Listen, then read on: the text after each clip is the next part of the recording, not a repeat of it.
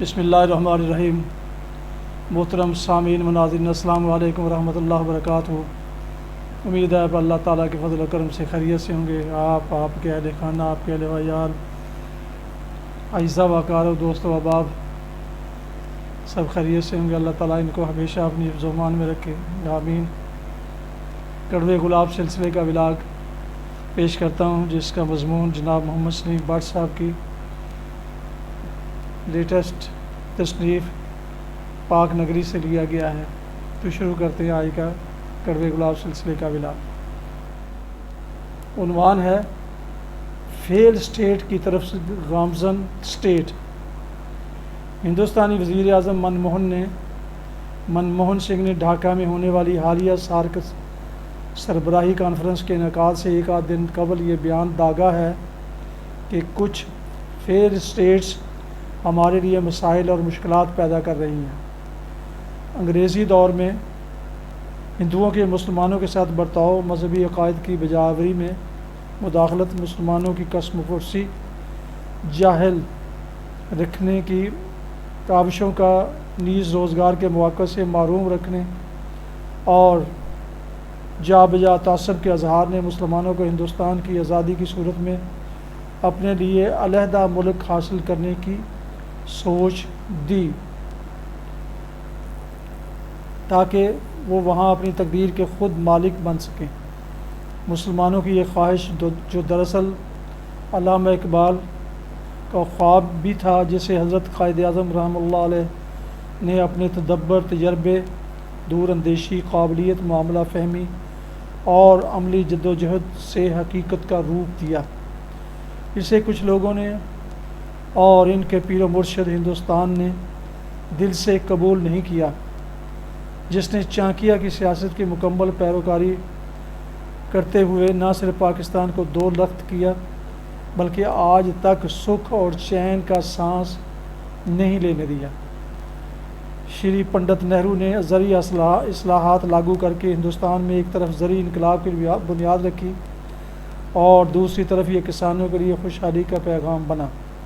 چونکہ یہ اصلاحات پاکستان نہ کر سکا، ذمہ دار بہت طاقت پکڑ گئے اور انہوں نے ملک کی سیاست پر اپنی گرفت مضبوط کر لی، اور تب سے ملک اور عوام کو مسلسل پسماندگی اور جہالت کی طرف دھکیل رہے ہیں۔ اس مسلسل طے شدہ عمل نے لوگوں کے ذہنوں میں تشکیل پاکستان کے مقاصد کے متعلق شکوک و شبہات پیدا کیے، اور ان کے ذہنوں میں یہ سوچ ابھری کہ پاکستان کا قیام عام مسلمانوں کے لیے نہیں بلکہ چند خاندانوں کی معاشی سیاسی اجارہ داری کے لیے حاصل کیا گیا تھا۔ آج تک کسی ذمہ دار نے کسی زلزلے، طوفان یا سیلاب میں 5 روپے نہ تو چندہ دیا ہے، نہ کبھی 1 کلو چینی یا آٹا تک دیا۔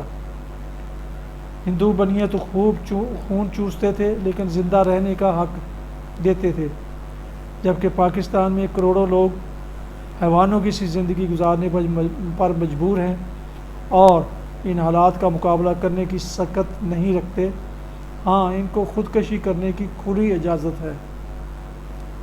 پاکستان کے قیام سے قبل لوگوں کو بتایا گیا تھا کہ پاکستان میں جمہور کا راج ہوگا اور ان کی جمہوری رائے کا احترام کیا جائے گا، لیکن ہوا کیا؟ ان کی رائے کو نہ کسی نے کوئی اہمیت دی، نہ ہی درخور اعتراض سمجھا گیا۔ پاکستان میں برسر اقتدار لوگوں کی لوٹ کھسوٹ اور بیرونی ملک بنائے گئے اثاثوں کا کاروبار اور فیکٹریوں کو دیکھیں تو واضح ہو جاتا ہے کہ واقعی ان لوگوں کو یقین ہے کہ اس ملک نے خدا نخواستہ نہیں رہنا۔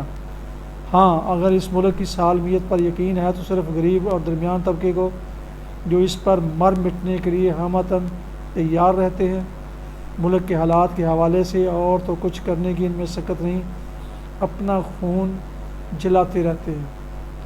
ہم اس بات پر ہی خوش ہیں کہ ہندوستان کے 35 کروڑ انسان، بلکہ اب تو تقریباً 1 ارب ان کی آبادی ہو چکی ہے، 35 کروڑ انسان خط غربت سے نیچے رہتے ہیں، جبکہ ان کی معیشت دن بدن مضبوط ہو رہی ہے اور ہزاروں ہندوستانی بیرون ملک سے نوکریاں چھوڑ کر ملک واپس آ رہے ہیں، کیونکہ ان کے اپنے ملک میں اب بہتر ملازمتیں مہیا ہیں۔ بہتر ملازمتیں تو ہمارے یہاں بھی ملتی ہیں، اور نوخیز لڑکے لاکھوں روپے ماہوار تنخواہ پر لیے جا رہے ہیں، لیکن وہ صرف جرنیلوں، فیڈرل سیکرٹریوں، سیاستدانوں کی سفارش رکھنے والے ہیں۔ عام لوگوں کے بچے اگر رو دھو کر پڑھ بھی لیں تو کلرکی ملنی بھی محال ہے۔ فارن آفس اور ایمبیسیوں پر کروڑوں ڈالر خرچ ہو رہے ہیں۔ کیا کارکردگی ہے؟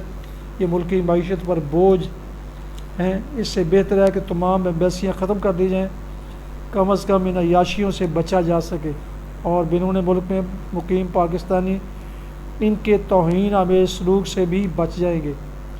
یہ لوگ وہاں ملک کی خدمت کم کرتے ہیں، پاکستانیوں کو آپس میں لڑاتے زیادہ ہیں، جس سے دیار غیر میں جگ ہنسائی ہوتی ہے۔ برسوں سے سیکورٹی کونسل کا منظور شدہ ریزولوشن بھی بھارت نے UN کی لسٹ سے خارج کروا دیا۔ جب حکومت کو حقیقت حال کا انکشاف ہوا، کتنی کوششوں سے واپس انلسٹ کروایا جا سکا۔ کسٹم انکم ٹیکس ایکسائز کے مکمکہ اسلام آباد اور ملک کے دوسرے شہروں میں اربوں روپے سے پلازے تعمیر ہو رہے ہیں، جن کے مالکوں سے آج تک کسی نے نہیں پوچھا کہ یہ مایا کہاں سے آیا، اس پر کتنا ٹیکس دیا، کیا یہ جائز ذرائع سے بنائی گئی ہیں یا پھر گول مال ہے۔ اربوں خربوں کے بینک قرضوں کی معافی، سیاستدانوں کی ہارس ٹریڈنگ، جرائم پیشہ لوگوں کی وزارتوں پر تعیناتی کس بات کی غم بازی کر رہے ہیں؟ آخر ہم کس منزل کی طرف گامزن ہیں؟ ہندوستان کے بڑے بڑے سیاستدان کردار رکھتے ہیں، فرش پر محفلیں جمتی ہیں۔ اگر کوئی سیاستدان کسی اسکینڈل میں ملوث ہو جائے تو ہمیشہ کے لیے اس کا مستقبل مفتوش ہو جاتا ہے۔ ریلوے کا حادثہ ہو جائے تو وزیر گھر بیٹھا مستعفی ہو جاتا ہے۔ حالیہ دور میں دیکھیں، نٹور سنگھ پر ذرا سا الزام آیا، فوراً وہ وزارت سے الگ ہو گئے، اور اپنی یہاں سارا پاکستان چیخیں مار رہا ہے کہ کرپشن کے الزام والے وزیروں کو وزارتوں سے الگ کیا جائے، لیکن نہ ان کی غیرت جاگی، نہ حکومت نے ہی کوئی اقدام لینا مناسب سمجھا۔ ملک کو دو لخت کر دیا گیا، ہزاروں لوگوں کو پھانسیوں پر لٹکانے کی بجائے کسی ایک شخص کو سزا تو دور کی بات ہے 24 گھنٹے کا ریمانڈ بھی نہیں دیا گیا۔ آخر یہ کیا ہے؟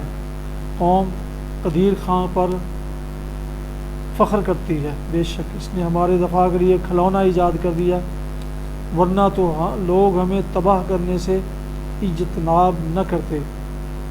ہمسایوں نے ایٹمی سائنسدان کو ملک کا صدر بنا دیا۔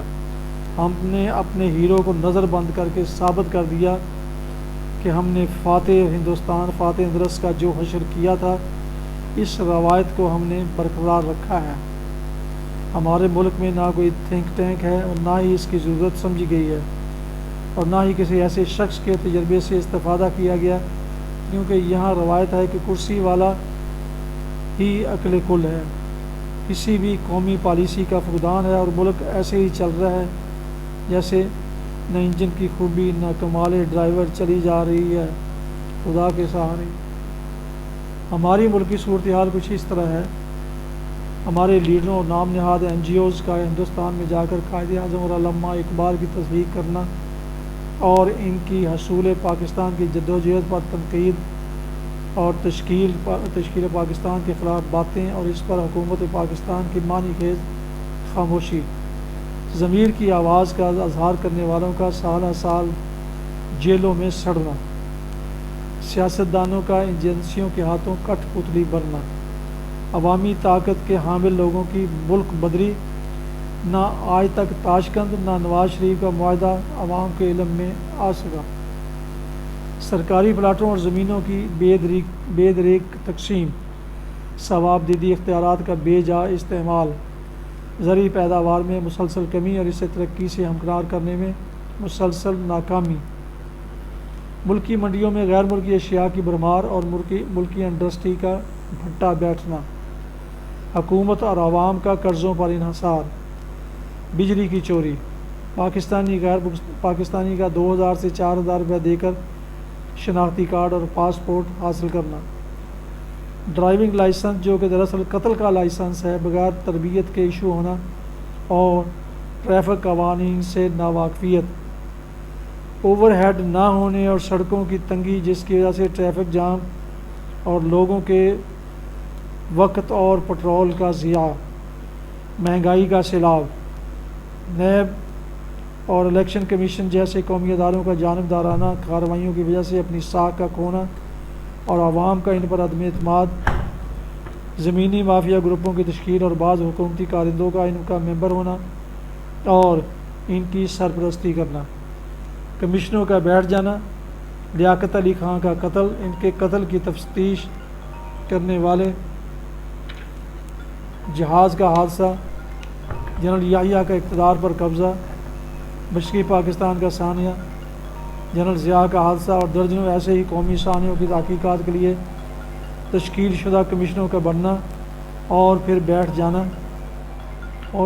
جانا ایک تاریخی مذاق ہے جو صرف ہمارے یہاں ہی ممکن ہے، جبکہ بش، بلیئر، جانسن اور راجیو گاندھی جیسے طاقتور لوگوں کو بھی کمیشنوں نے ننگا کیا اور ہمارے یہاں شاید ستر پوشی کو ہی بہتر سمجھا گیا۔ ان حالات میں قدرتی آفات کا آنا اللہ کی طرف سے تنبیہ ہے۔ ہماری چوکسی کا یہ عالم ہے کہ 24 گھنٹے تک ہمیں یہ علم نہ ہو سکا کہ ہم سونامی سے بڑی تباہی کا شکار ہو چکے ہیں۔ آزاد کشمیر کے لوگ اس صورتحال سے سخت نالاں ہوئے اور ہندوستان نے بھی اپنے طریقے سے ان میں نفرت پھیلائی۔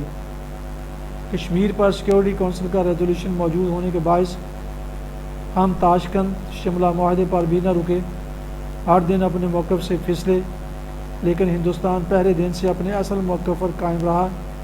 آخر یہ کیوں ہوا؟ ہندوستان مختلف ڈیم بنا کر پاکستان کو صحرا میں تبدیل کرنے کا تہیہ کر چکا ہے اور ہم نے ڈیموں کو فٹ بال کھیل بنایا ہوا ہے۔ یہ کس بات کی غمازی ہے؟ اندرون ملک پاکستان کی پانی کی تقسیم، قومی آمدنی کی تقسیم کا جھگڑا حل کرنے کے بجائے دن بدن گمبھیر ہوتا جا رہا ہے۔ ناظرین کرام، یہ تھا آج کا کڑوے گلاب سلسلے کا ولاگ۔ یہ مضمون ملک کے مشہور روزنامہ نوائے وقت میں 25 نومبر سن 2005 عیسوی کو ایک کالم کی صورت میں شائع ہوا۔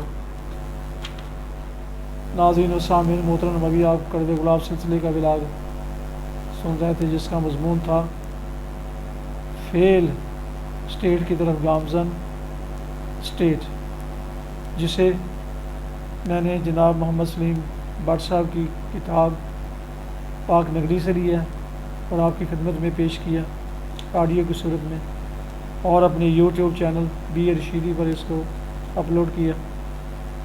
جن دوستوں نے ابھی تک میرے اس یوٹیوب چینل بی اے رشیدی کو سبسکرائب نہیں کیا، ان سے گزارش ہے کہ وہ اسے سبسکرائب کر کے، لائک کر کے، بیل آئیکن کو ضرور پریس کریں تاکہ ایسے دلچسپ اور معلوماتی ولاگز ان کو باقاعدہ اور بروقت ملتے رہیں۔ اللہ تعالیٰ آپ کا حامی و ناصر ہو۔ اللہ تعالیٰ آپ کو، آپ کے اہل خانہ کو ہمیشہ اپنی حفظ و امان میں رکھے، آمین۔ اپنا بہت خیال رکھیے گا۔ ہاں، ایک اور بات اگر آپ مناسب سمجھیں تو یہ ولاگ اپنے دوستوں سے بھی شیئر کریں تاکہ وہ بھی ان معلومات کے خزانے تک رسائی حرص کر سکیں، اور یوٹیوب چینل بی اے رشیدی کو سبسکرائب کر کے بیل آئیکن کو وہ بھی ضرور پریس کریں تاکہ انہیں بھی یہ معلوماتی اور دلچسپ ولاگز باقاعدہ اور بروقت ملتے رہیں۔ اپنا بہت خیال رکھیے گا۔ اللہ تعالیٰ آپ کو، آپ کے اہل خانہ کو ہمیشہ اپنی حفظ و امان میں رکھے۔ السلام علیکم۔ وطن پاک، والدین، اعزاء و اقارب، دوست و احباب کو اپنی دعاؤں میں ضرور یاد رکھیے، اور اس سلسلے میں اگر اس ناچیز کو بھی آپ شامل فرمائیں تو میں انتہائی مشکور ہوں گا۔ السلام علیکم ورحمۃ اللہ وبرکاتہ۔ پاکستان زندہ باد۔